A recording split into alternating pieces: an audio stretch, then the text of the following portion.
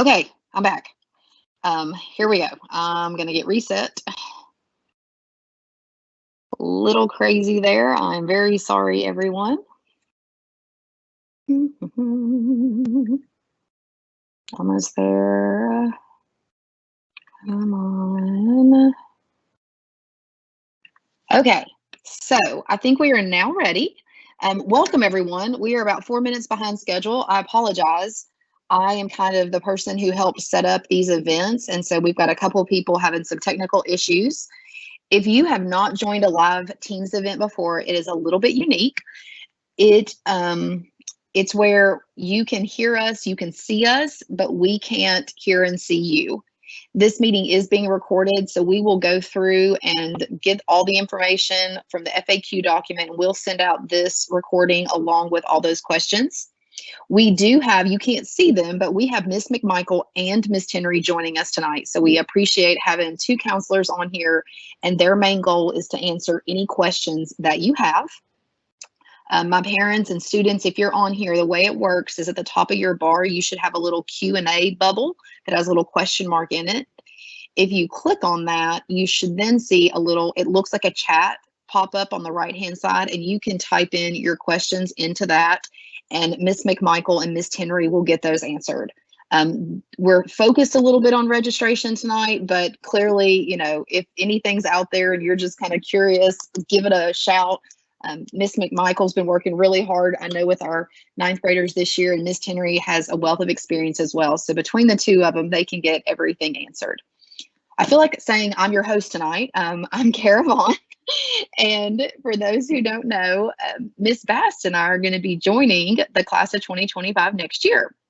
As Farragut High School, along with several other high schools in the district, are kind of going through a little bit of a transition period, Dr. Lewis and Miss McMichael are going to be hanging back with our ninth grade students next year. So Miss Bast and I will be picking up the 10th grade, next year's 10th grade students. Ms. Bast could not be on tonight. She sends her best, but I wanted to kind of just give you a quick little introduction to her. She has been a counselor for a lot of years at Farragut High School. She has worked with a lot of different grade levels, all of them at some point. She does coordinate all of our AP testing and AP courses right now, so she's kind of got a wealth of knowledge there. She and I are currently working with our seniors, and we'll talk in just a moment about why that's kind of important. She is good to respond, very quick to respond via email, but something you will learn about both of us is that we do try to protect our evenings and model that boundary. So we do work to respond to emails between the hours of 8 o'clock and 4 o'clock. And outside of that, we try to go home and enjoy our family so that we can recharge and be ready to serve your students. So that's a little bit about Miss Bast, and you're going to get to know her a lot better as we enter the fall semester. A little bit about me. My name is Kara Vaughn. I'm currently working with our senior class of 22. I joined the Farragut High team last year, so I've had this group now for 2 years, and they've been an absolute joy to work with. I did start at Sevierville Middle School as an 8th grade science teacher, and loved that. Worked with teachers and instructional coach, and then moved into administration several years ago, and actually started with 9th graders. So I'm getting to experience a little bit of every grade level. Same thing, email is very easy, easiest way to contact me, and I can give more information about that later. What Miss McMichael, Dr. Lewis, myself, and Miss Bast do want you to know is that we are working to be very intentional in how we transition, because we want to make sure we know that Miss McMichael, Dr. Lewis, they have a lot of valuable information about your students and some things that we've learned to support your students.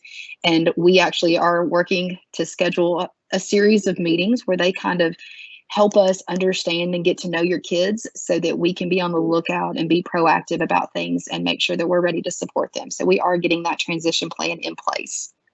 Before we jump into registration, which is really the meat of tonight, I do want to kind of paint a little bit of a picture about some of the things Ms. Bast and I feel very strongly about. And again, we'll go more in depth over these as we get to August and September, but Miss Bass and I, we want to kind of grow with your students. And one of the things that we want students to understand is that when we make certain decisions, there's always natural consequences to those decisions.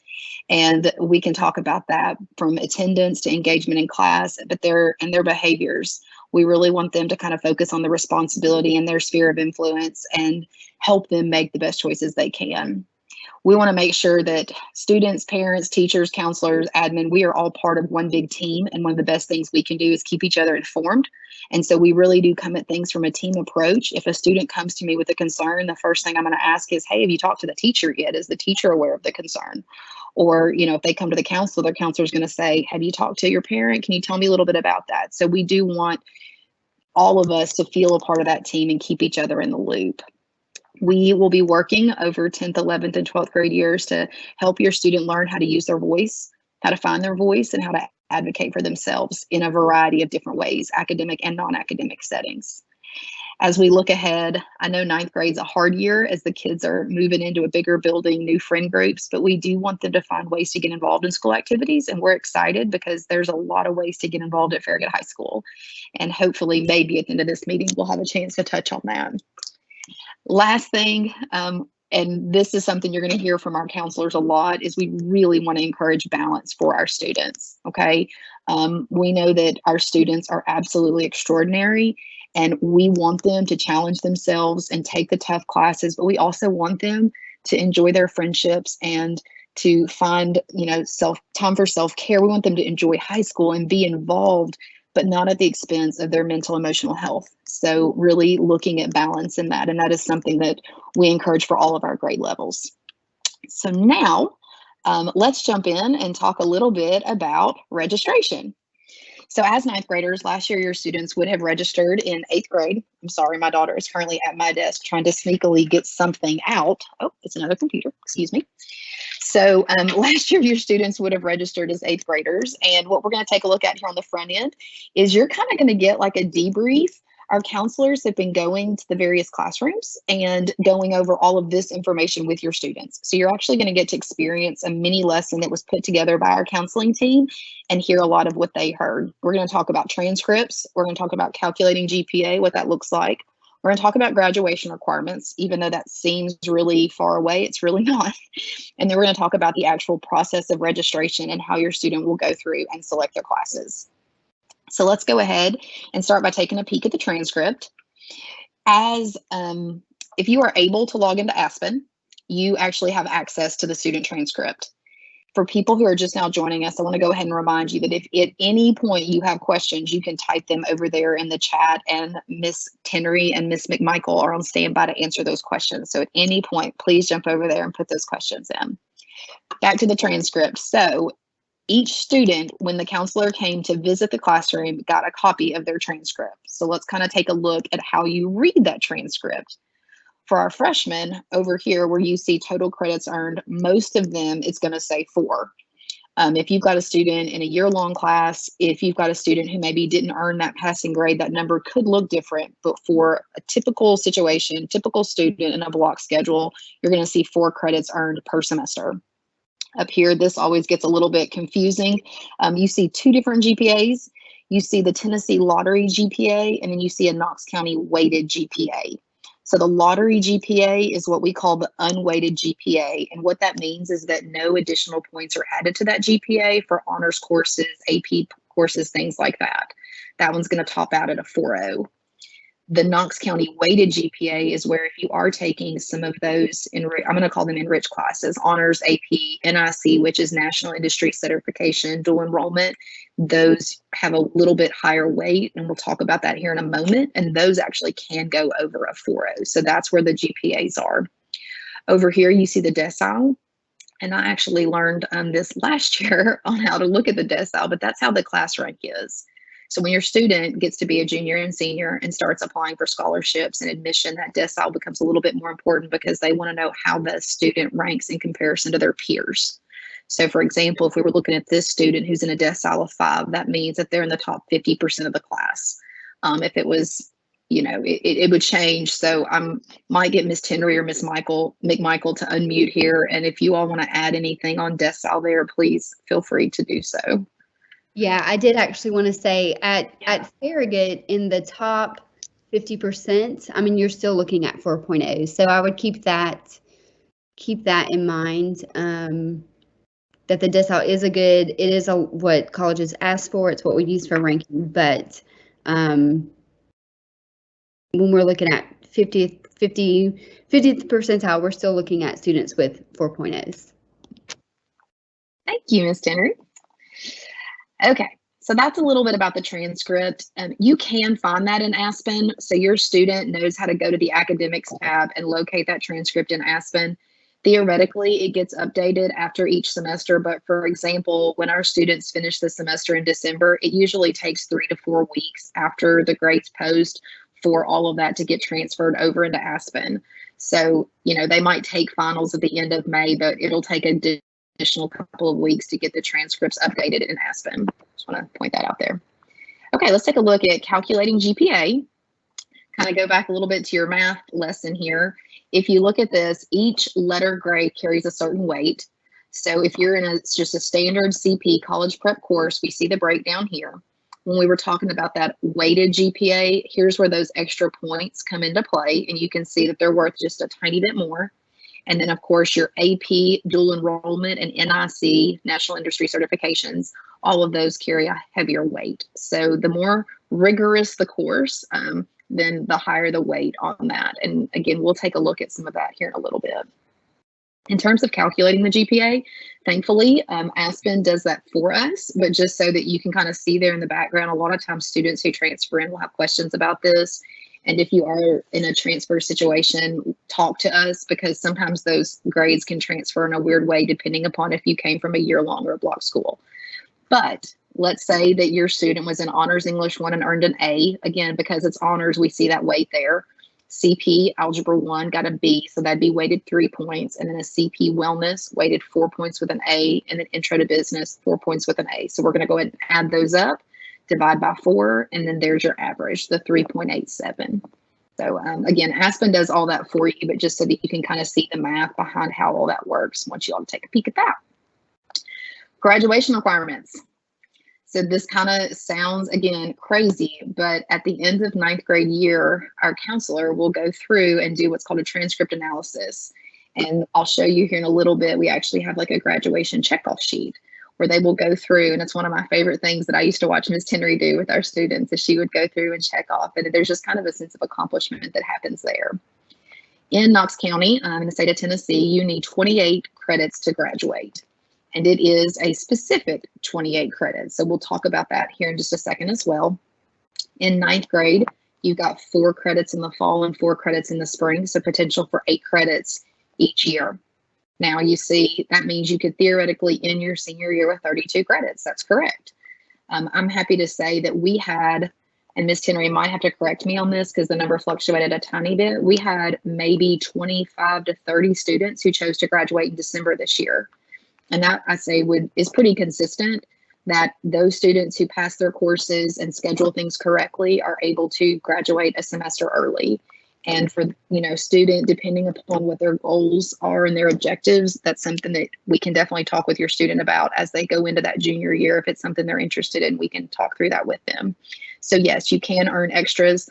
A lot of students want those additional courses because they're a CTE course, it's something they're interested in, or I like to think of high school as a buffet, and maybe they just want to sample a couple different courses. So definitely have some wiggle room there and an opportunity to earn some different, to look at some different classes.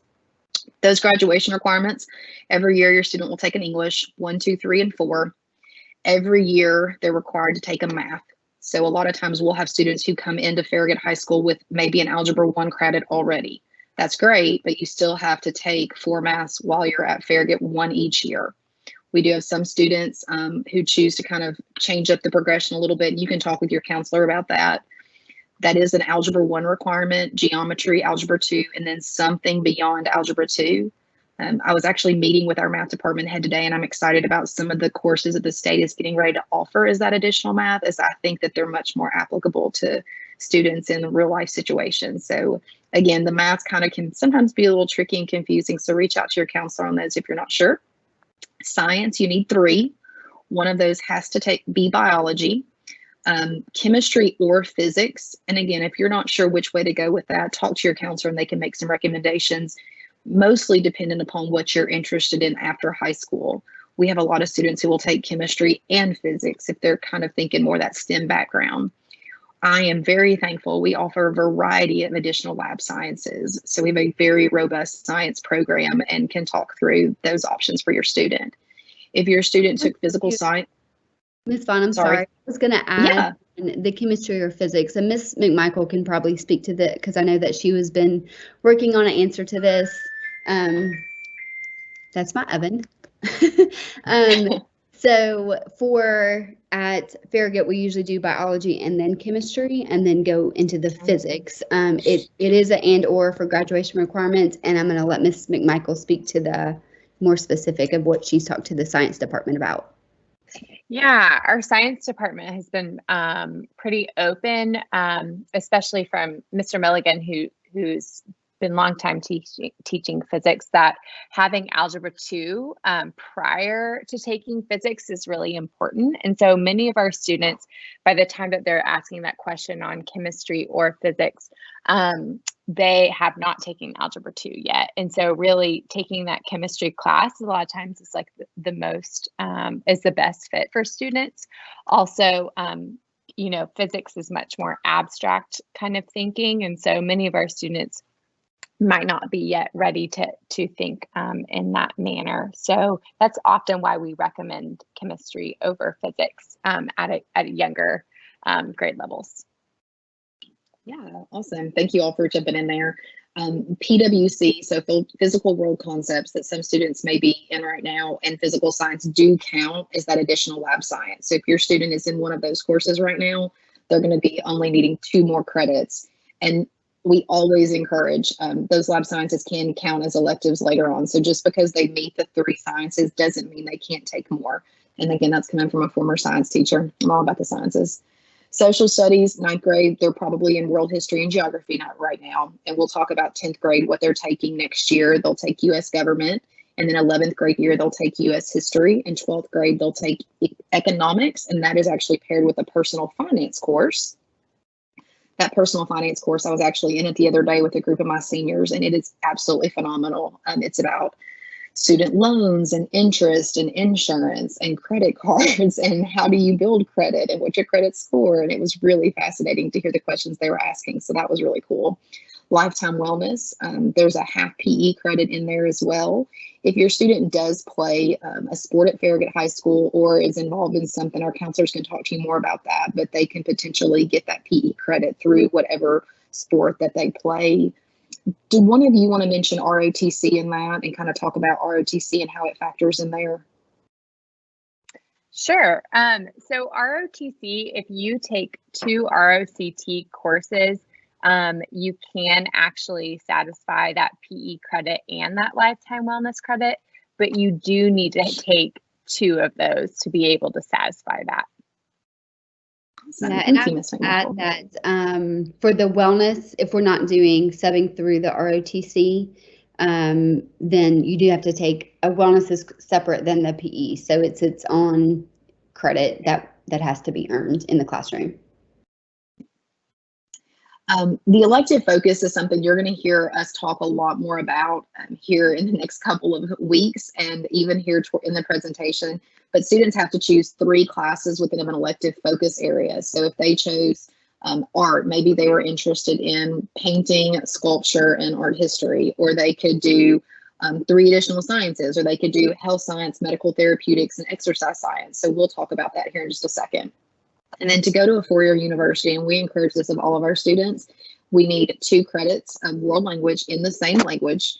And we would also encourage those be back to back. And we can talk more about that later. And then, of course, 1 fine art credit. So that could be visual art, that could be theater, that could be chorus, that could be marching band, it could be a lot of different things in there. Okay, this one is going to impact some of the students this year. In 10th grade, our students will take U.S. government, and with that U.S. government class, they will also take the U.S. civics test. So to graduate from high school in the state of Tennessee, you do have to take and pass the U.S. civics test. just kind of take a deep breath, because they can take it as many times as they need until they pass it.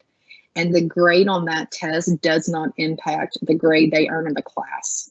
So we can talk more about that later, but that is an expectation for graduation. And then junior year, they will take an ACT, which we just gave to our juniors in March. March of their junior year, they will sit for the ACT, and then they will get to take it a second time at school during the school day as a senior, the fall of their senior year. There's a lot to say about the ACT, and you might have questions, but I would ask that you just go ahead and drop those questions into the chat feature over there, and we can get those answered. The ACT, you have to take the ACT to graduate from high school. So you don't have to make a certain score, but you do have to sit for it and take it. So just kind of be aware on that one. I'm going to skip through these next a little bit quicker so that we can get into kind of the meat and potatoes of how to actually register. But this is the document I was referring to earlier, and I think it's a great visual. Your student would have gotten this when Ms. McMichael and Ms. Bass stopped by their classes. But the student had the transcript and had the checkoff sheet next to each other, and they start to check off. And it really shows them that progression over high school and how many credits that they've earned and what the total number are. And then you see we've got the elective focus area over there on the right. So just really wanting our students to kind of take ownership of that. It is a very different thinking from middle school, because you really do only have the 18 weeks per course to work through it, and we really do earn those credits. And when we don't earn those credits, we retake those courses. And so that is a huge shift in understanding and thinking, and it does take some of our students a little bit longer to figure that out. So let's talk about what courses your sophomores are going to take. Every single 10th grader next year is going to be in English 2, whether that is CP, which again is college prep, or honors English 2. They will be scheduled into one of those two. They will be scheduled into a math. It could be honors geometry or CP geometry. Your student might be taking a different math based on what they took in middle school and then 9th grade, but all of those would have come from a teacher recommendation. So your student's current teachers, your student's current math teachers, so if they had math in the fall or spring, took into account what they saw from your student, and our teachers make a recommendation, and we'll talk about that here in a minute. Science, they will either be in CP or honors chemistry. Again, we might have a couple of people who are on a different plan, but for the most part, everyone will be in CP or honors chemistry. And then social studies, we're either going to be in CP or AP Gov. We have some students who choose to go into what's called AP Gov, and we combo that with AP Seminar, and that is by teacher recommendation, and we'll talk about that here in just a minute as well. Okay, so let's talk a little bit about some of our classes that our 10th grade students are eligible for this year. They wouldn't have been last year, but they are this year, and we're excited about that. We've got peer tutoring, which is an opportunity for our students to kind of come in and act as peer tutors, where they work with a special population of our students. That is an application course, and you see the counseling office is where your student would need to go. You will also see these March 11th deadlines, so that's next Friday, because that's also when all of our courses and Aspen course registration closes. Journalism, we've got journalism 1 and 2, and I know Ms. Booker is really trying to get that program and grow it. So if they're interested in that, they enjoy the writing and the research, then they can definitely go see her in Flat Top 3 or send her an email. That's at tiffany.booker@knoxschools.org, and she can get them more information. Honor Scientific Research is one of my favorite classes, and it is taught by Nick Reynolds. So if students would like an application of that, they are welcome to drop by his room in Orange 211, or they can email him and he can send that. The audition over here, we would need to reach out to Mr. Moore and Dr. Woolley for more information on those. That is mitchell.moore@knoxschools.org and anthony.woolley@knoxschools.org. Those gentlemen are doing a phenomenal job with those programs. They can stop by the auditorium, and Mr. Moore is over by the band wing, and see those teachers as well if they would like more information. Ms. McMichael, Ms. Henry, you all want to add anything there? I'll keep on moving. Okay. I don't know if you said this because I was typing, but for the civics exam, so for ACT, Yes. we have this question, which is really common. Is there a minimum? And there's not a minimum score. Students just have to take the exam. For the civics exam, students do have to take and pass. Yes. So, and then it generally is taken during 10th grade whenever you're taking the US Gov class. Yes. So if you Great said questions. because I was typing away. No, you're good. I did mention that, but I also talk fast. So I'm glad you kind of reiterated that. The other thing I want to mention about a couple of these, the audition courses, many of them have what are called prerequisites. And here in a second, I'm going to show you all how to get to those documents that show you what prerequisites the students would need before they could audition or apply for some of these courses. Let's take a look. Not a few, excuse me. You all, we've worked all day. So then I come home here and I'm trying to like be thoughtful about all this and it gets a little tricky. But we do offer what's called an AP Capstone Diploma Program. And what this means is that our students, their 10th grade year, can take AP Seminar, which is paired with that AP Gov class. So it's a year-long class. It's an AB schedule. And they would go through, you all can see here, all these different little objectives. Then the next year, they would go in and complete AP Research. We usually offer that as an earlier 7 a.m. course, but again, that kind of fluctuates year to year. So they would go through, choose a topic, and they actually do a very in-depth research, and they present that research at the end of the year. If students participate in both of these, and then on top of that, take 4 AP courses and earn a certain score, I believe it's a 3, they are eligible for the AP Capstone Diploma Program. That is a very unique program, so I'm not going to spend a lot of time talking about it, but know that it is available. And if it's something your student is interested in, they really need to reach out to a counselor and talk through that, because it does demand a lot of time, but it is also a very rewarding program for those students who take full advantage of it. Let's talk a little bit more. So that AP Seminar is the one that is paired up with AP Gov, and the only time they can take that is sophomore year. So when you're thinking about that capstone diploma program, it really is something that as a 10th grader, they have to decide if they want to follow or not, because they can't jump in as a junior. They have to have the AP Seminar, and the only way we offer that is with the AP Gov year long. After that, they would go into the AP Research course, which the students that we're working with this year, the majority of them take it as juniors because they don't want to take it their senior year. They try to save a little bit on their senior year. And again, it is the 7:30 a.m. class, and it's a year-long class. And we've got some amazing teachers who walk with students through that process and do a really good job. Okay, so now let's jump into the actual physical registration of classes and what that looks like. Parents, if you are logging into Aspen with your credentials, you are not going to be able to see all the things that I'm going to show you. So I would encourage you to get your students' login information. Oh, I got a typo there. I would encourage you to get your students' login info and log in, or let them log in and kind of show you what we're looking at, because again, you will not be able to see the same things that I'm getting ready to show.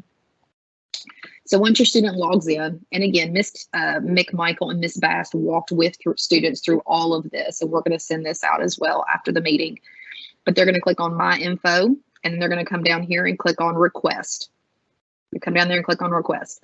All of these blue links, when you're in Aspen, those you can click on, and it'll actually bring up a form. It's a PDF or it's a Google Doc of some sort that's going to give you a ton of information. And I'm going to show you here in just a moment on our website where you can access all of those documents.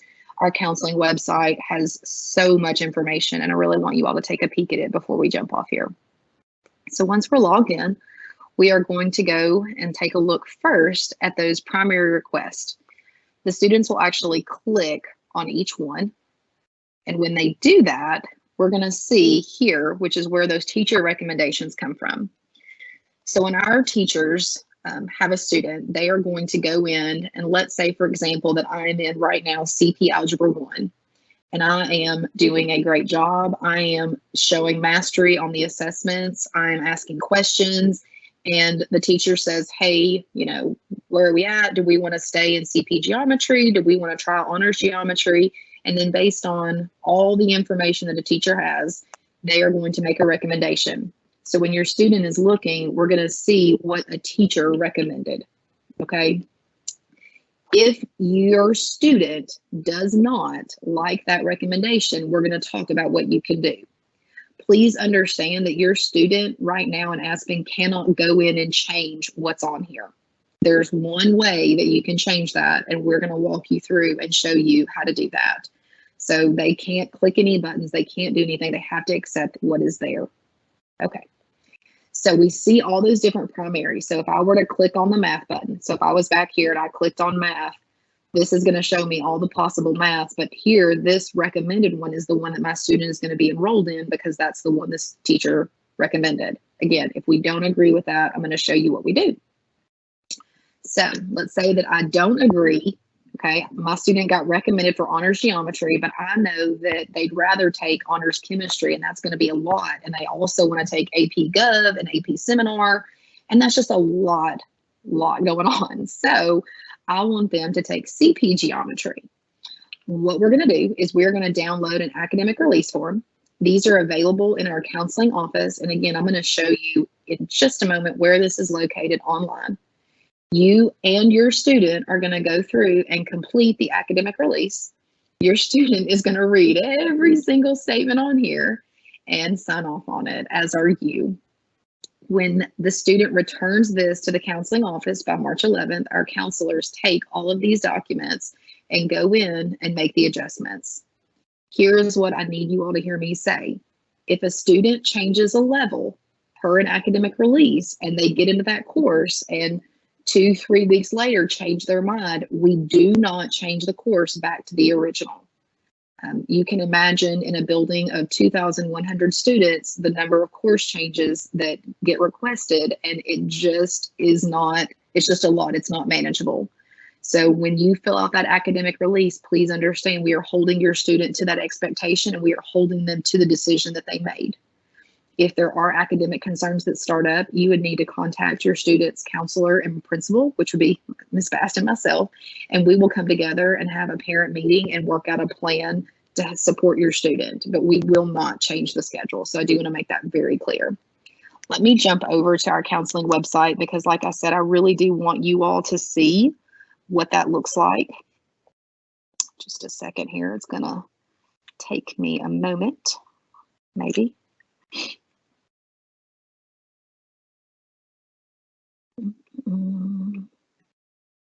Is okay. Put that down. Okay. So when you are at the Farragut High School website, if you will come over here to students, and then you're going to scroll down to school counseling. And over here on the left, we are going to click on class registration for 22-23. Your students are in the class of 2025, so we're going to go ahead and click there. Here is that course selection sheet that we see there. And then down here is that academic release form. So if you click on the academic release form, you can print it from here, or like I said, we do have hard copies available in the counseling office that you have access to your students so they can swing by and get one. Please remember, if they don't agree with that course recommendation, they do need to have that turned in by next Friday, because after spring break, our counselors work very hard to go in and pull all those course requests and make adjustments. And then we start to build our master schedule and look at how many sections of each class do we need, where do we put those classes, things like that. So this registration process is very important to us that we get it right so that we build the best master schedule for our school next year. Other things I'd like to show you here. The program of studies is something that was put together last year by our counseling team. They did a phenomenal job. This was a labor of love, if you will, but the first part is your school profile, which gives you some very generic information, good information. There's your graduation requirements, but I want to get down to students will look at a class and they'll say, well, what is that? This is kind of like our course catalog is ultimately what it is. It's going to give your students a lot of information about, so for example, here's creative writing. That's one of our elective courses. Students can click here and actually get more information about creative writing via a flyer that the class actually created. So really want our students, like I said, to kind of take advantage, take a peek at that document because it gives a breakdown of the different courses. The National Industry Certification, these are ones that are weighted, and you see all of those here. So we actually have an ag science course that leads into a small animal science, large animal science, and veterinary science, which is awesome. And these are all of those National Industry Certification courses and what those certifications are. And then the last one is the elective focus area information. So depending upon what your student is interested in, it lists those different elective programs and where those are at. I mean, you see all the variety of art courses that we have. We're adding some new courses that we're excited about. We have a very robust business program that we're very proud of. So again, your student really needs to kind of dig in there and start thinking through what cluster, what focus area are they interested in, and start making some course selections. So I'm going to jump back over now to my original. Give me just a second. Shifting around all over the place. Okay. So we talked through teacher recommendations. We talked through what to do if you do not agree with the teacher recommendation. As we go through this, and Miss Tenry and I were a team together last year, one of the things that is so important is that Aspen runs, once students put in their choices, Aspen runs multiple times trying to make a student schedule work out. It's not something that we go through and manually enter. Aspen runs it for us.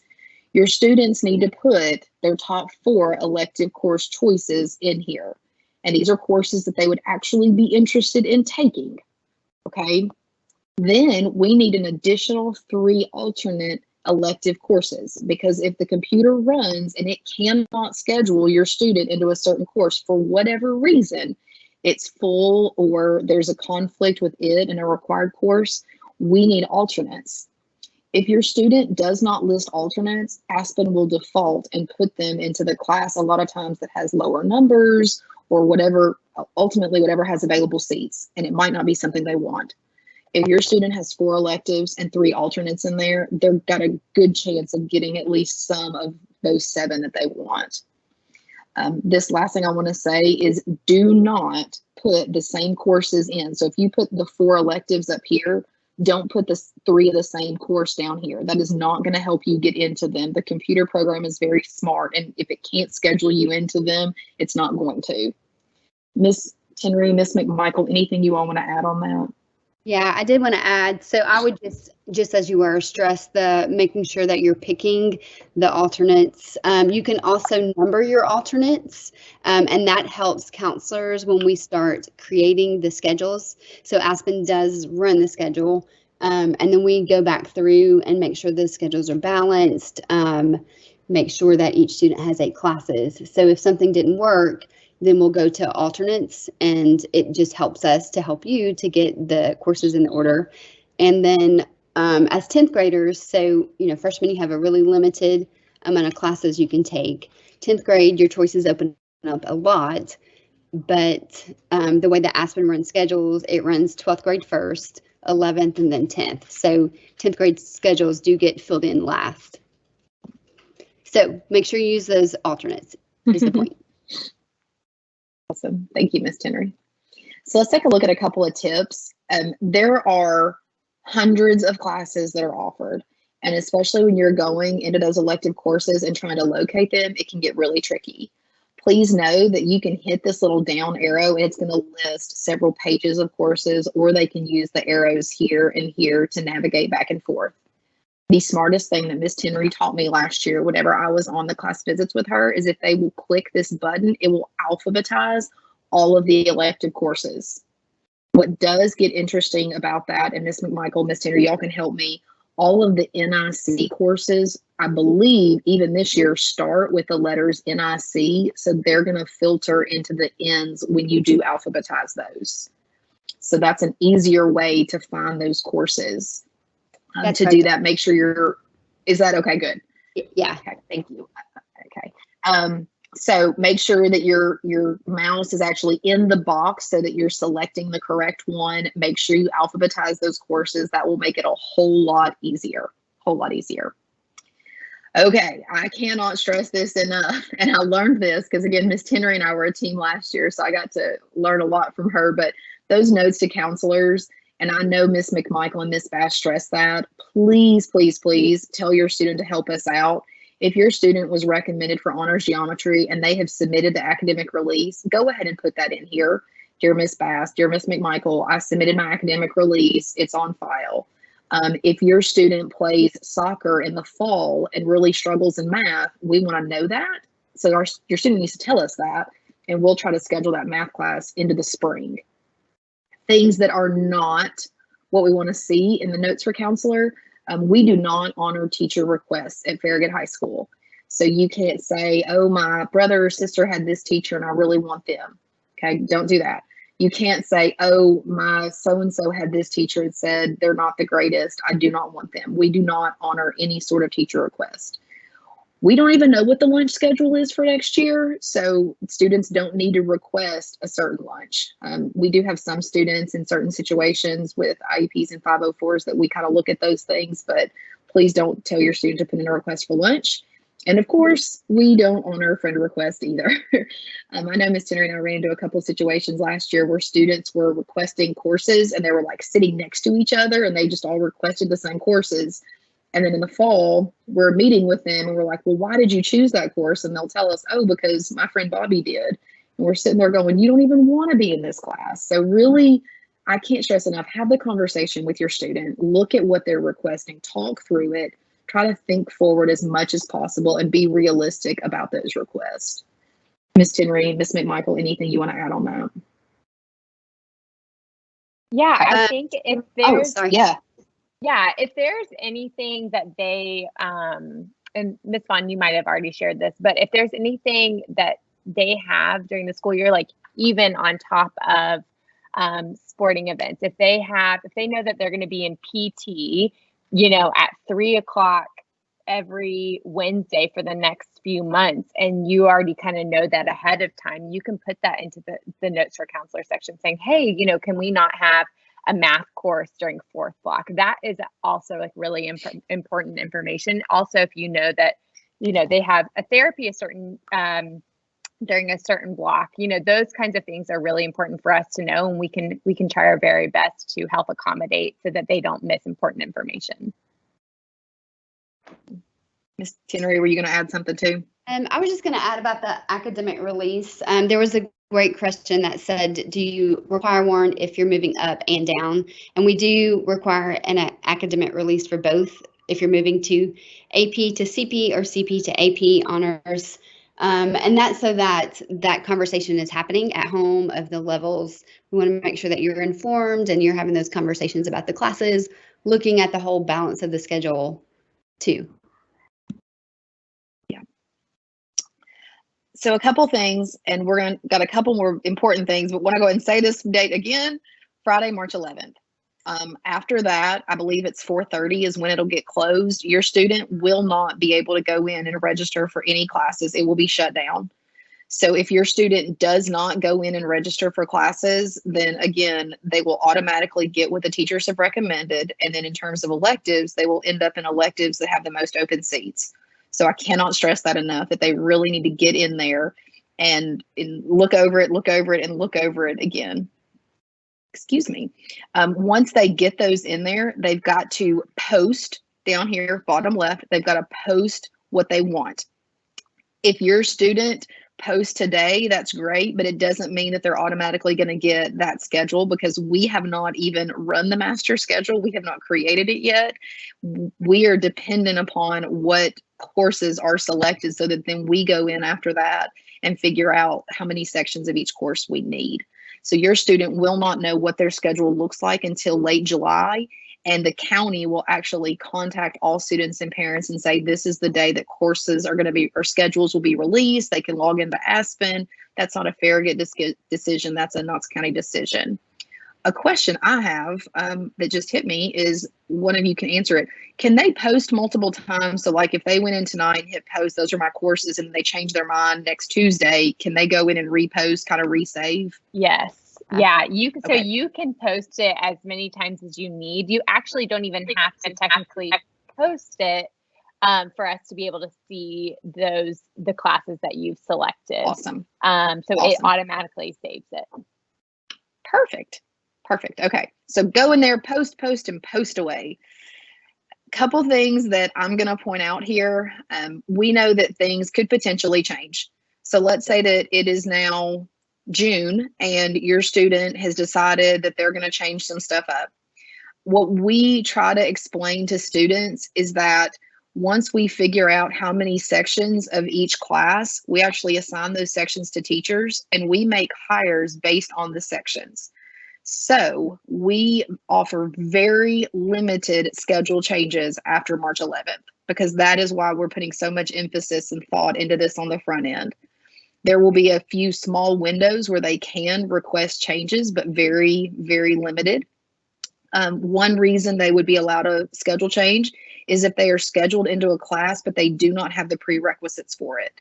So for example, if you are in Spanish 2, but you haven't taken Spanish 1, we're going to make that schedule change because clearly that was a mistake. Student actually accidentally registered for the wrong course. And most of the time our counselors catch those on the front end, but sometimes little things, we make mistakes too. We miss stuff. So that clearly would change. If you've already taken a course, so maybe accidentally they registered for a course again and they accidentally end up in it again, we're going to make those schedule changes. If your student says, well, I can't be with this teacher, that's not an option. Like I said, we cannot honor teacher request or non-request. And we also do not change something in the block unless, as Ms. McMichael said, it's something directly correlated to some medical diagnosis or something that's going on that the student is kind of outside of their control. Remember on those academic releases that once those get turned in, we do not adjust. So if your student was recommended for CP Gov and chooses to move into AP Gov, and they get into AP Gov, they filled out the academic release, we get them into AP Gov, and then 4 weeks in they come and they're like, this is too much. It's so much reading. It's so much writing. This is too much. And I've got honors geometry. It's just too much. We are not going to change their schedule. What we will do is come together as a team, student, parent, teacher, counselor, administrator, and we will work out a plan to help the student prioritize, manage time, and work through it. So again, need everyone to understand why this registration process is so important. So important. Anything you want to add, Ms. Tenry or Ms. McMichael, on that? Nope, I'm good. Okay. I know that I'm saying it a lot, but something that Dr. Bartlett has really prioritized is class sizes. So when we build that master schedule, we are trying to keep our class sizes at a manageable number. And that's one of the main reasons that we don't make course changes, is because once we start changing student schedules, it starts changing our class sizes.